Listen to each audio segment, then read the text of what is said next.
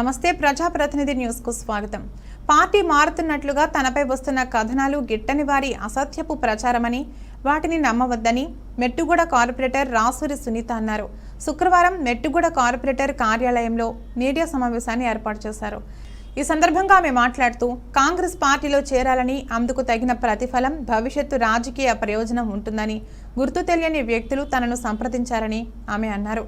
పదవులు పారితోషికం కాదు, మెట్టుగూడ ప్రజలకు ప్రజాసేవ చేయడం ఎమ్మెల్యే పద్మారావుతోటే మా ప్రయాణం మాకు ప్రధానమని తెలిపారు.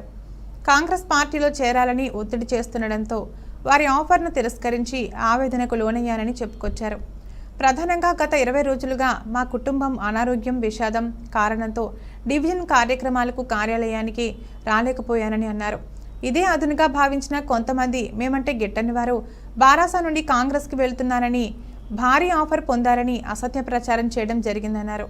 సాధారణ మహిళా కార్యకర్తగా సేవా కార్యక్రమాల ద్వారా ముందుకు సాగుతున్న నన్ను ఆదరించి మహిళా రాజకీయ నేతగా, మెట్టుగూడ డివిజన్ కార్పొరేటర్గా గొప్ప అవకాశం కల్పించిన మా పద్మారావు గౌడ్ను కాదని, బారాసాను వీడే ప్రసక్తే లేదని, చివరి శ్వాస వరకు పద్మారావుతోటి మా ప్రయాణం ఉంటుందని ఆమె అన్నారు. అదేవిధంగా బారాస అధినేత మాజీ ముఖ్యమంత్రి కేసీఆర్ పెట్టిన భిక్షతో దర్జాగా జీహెచ్ఎంసీలో ఉన్నత పదవులు అనుభవించి డబ్బులకు అమ్ముడుపోయే వారికి రానున్న రోజుల్లో రాజకీయంగా తగిన గుణపాఠం చెబుతామని ఘాటుగా హెచ్చరించారు.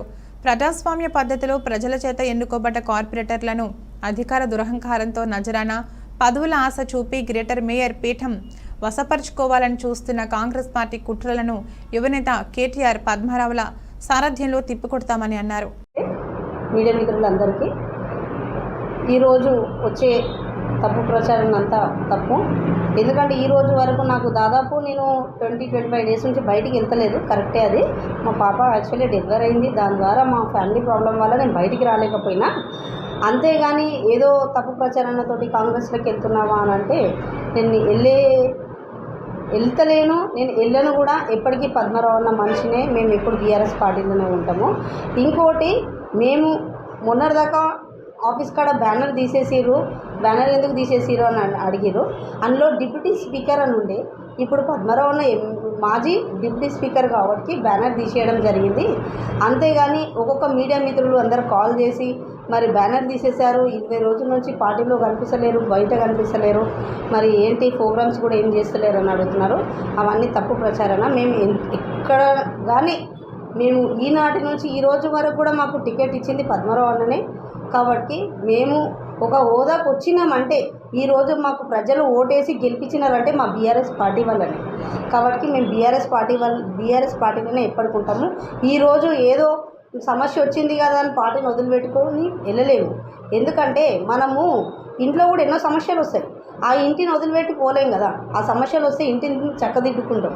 అంతేగాని ఈరోజు వేరే పార్టీ చేంజ్ అవుతారంటే కదా, మాకు పార్టీ పదవి ఇచ్చిన వాళ్ళమే మాకు ఇంత ఉంటే, కార్యకర్తలు ఉంటారు, వాళ్ళు ఎన్నో ఏళ్ళ నుంచి, కొన్ని ఇయర్స్ నుంచి ఉంటారు, వాళ్ళు ఎంత బాధపడాలి. కాబట్టి మాకు ఒక హోదా అనేది ఉంది. ఇప్పుడు కూడా ఏదో ప్రభుత్వం వచ్చింది కాంగ్రెస్ ప్రభుత్వం అని అంటున్నారు. కాంగ్రెస్ ప్రభుత్వం వస్తే ఏంటంటే మాకు కూడా 100% మాకు కూడా మేము సగం గవర్నమెంట్ మేము కూడా ఉన్నాం అలా జిహెచ్ఎంసీ కార్పొరేటర్స్కి.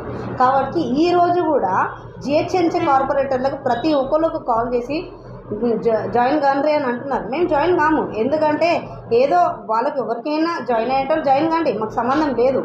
ఎందుకంటే వాళ్ళు ఫస్ట్ ఆఫ్ ఆల్ ఒకటి జాయిన్ అయ్యే ముందు ఎవరైనా కానీ ఒకటి ఆలోచించాలి, ఏ పార్టీ నుంచి మనకు గుర్తింపు వచ్చింది, ఏ పార్టీలో జాయిన్ అయితే మనకు గుర్తింపు వచ్చింది, ఏ పార్టీలో పేరు వచ్చింది అని వాళ్ళు ఆలోచించుకోవాలి. అంతేగాని ఇప్పుడు ఏదో మాట్లాడి ఇప్పుడు మేము జాయిన్ అవుతున్నాం కదా అంటే, ఫస్ట్ మనకి ఏ పార్టీ నుంచి, మనకి ఇప్పుడు నాకు ఒక బీఆర్ఎస్ పార్టీలో టికెట్ వచ్చింది, ఆ పార్టీ నుంచి కార్పొరేటర్ అయినా.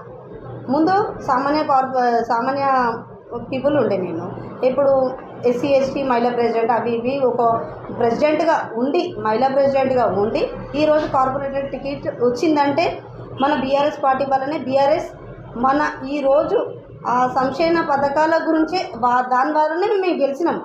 గెలిచినాక కూడా మనం వేరే పార్టీలోకి వెళ్తామని అంటే అది చాలా తప్పు ప్రచారణ. మేము వెళ్ళకపోము. ఏది పార్టీకి వెళ్ళే వాళ్ళు వెళ్తారండి, మాకు సంబంధం లేదు. అది వాళ్ళు ఆలోచించాలా. ఫస్ట్ మనకి ఏ పార్టీలో మనం గెలిచినాము, ఏ పార్టీలో మన సీఎం సార్ మనం చేసే స్కీమ్ని బట్టి గెలిచినాము. అంతేగాని ఈరోజు మేము ఒక పార్టీలోకి వెళ్ళే ముందు అది ఆలోచించాలా. ఏదో కాంగ్రెస్ ప్రభుత్వం చేసి వెళ్ళలే, 50 ఏళ్ళు కాంగ్రెస్ ప్రభుత్వం ఉండి ఏం చేయలేకపోయింది, అది వాళ్ళు ఆలోచించాలి వెళ్ళే ముందు. అంతేగాని ఇప్పుడు ఈరోజు ఎవరో వెళ్తున్నారని మాకు సంబంధం లేదు. వెళ్ళే వాళ్ళు వెళ్ళొచ్చు, మాకు ఏం కాదు. మేము ఎంతమంది ఉన్నా మాకు సముద్రం అంతా ఉంది మా కేసీఆర్కి. ఆ సముద్రంలో 4-5 చెంబులు పోయినంత మాత్రాన ఏం కాదు. కాంగ్రెస్కు రావాలని ఆహ్వానం వచ్చింది మీకు? అవమానం వచ్చిందండి మాకే కాదు, ప్రతి ఒక్క కార్పొరేటర్ కూడా కాల్ వచ్చింది, అందరికి వచ్చింది. మాకు వచ్చి కూడా దాదాపు ఒక 4-5 రోజులు అవుతుంది. 10 రోజులు 15 రోజుల నుంచి అయితే చాలా టూ మచ్గా, ఈ 4-5 రోజుల నుంచి తక్కువ అయింది. మేము రావాలంటే వాళ్ళు చాలా ఒత్తిడి చేస్తున్నారు, మేము కానీ వెళ్ళాము.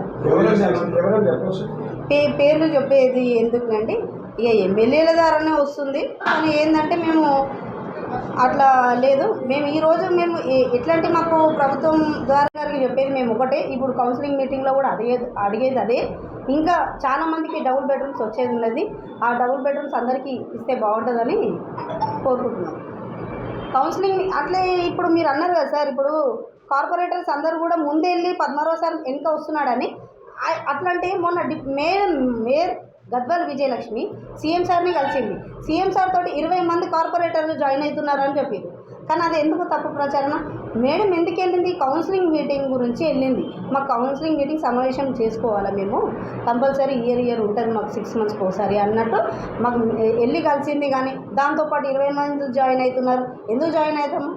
మేము జాయిన్ కాము. ఎందుకంటే మాది కూడా సగం గవర్నమెంట్ ఉంది, మాకు కూడా కొట్లాడే అధికారం మాకు ఉంది. మాకు ఎవరు ఇప్పుడు కొట్లాడే అధికారం లేదు కాబట్టినే కాంగ్రెస్ ప్రభుత్వం కార్పొరేటర్ల దగ్గరకు వచ్చి అడుగుతున్నారు. బేరాలు కుదరలేదంటే ఇప్పుడు మేము పోలేదు కదా, మేము అడగలేదు కదా.